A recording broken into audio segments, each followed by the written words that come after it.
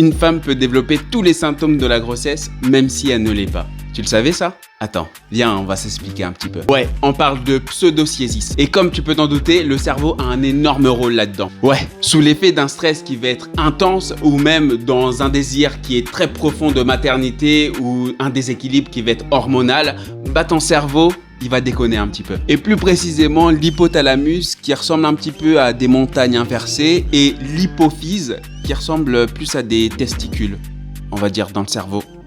C'est la structure la plus proche pour décrire ça.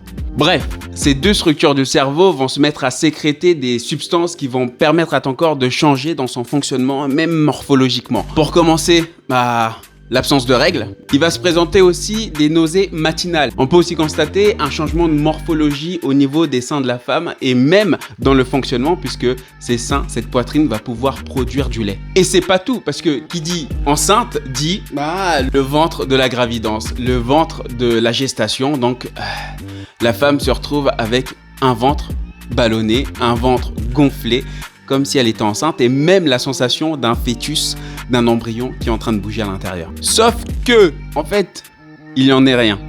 Il n'y a rien du tout dans le ventre. Pas d'embryon, pas de fœtus, pas de bébé qui va venir à naître.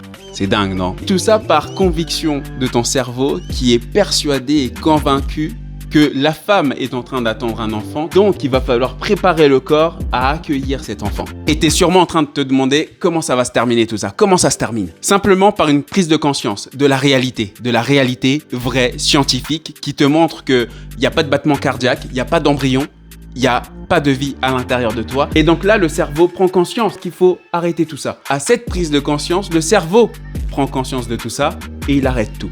Et l'inverse est aussi possible. Ton cerveau te fait croire que tu n'es pas enceinte alors que tu l'es et ça s'appelle le déni de grossesse.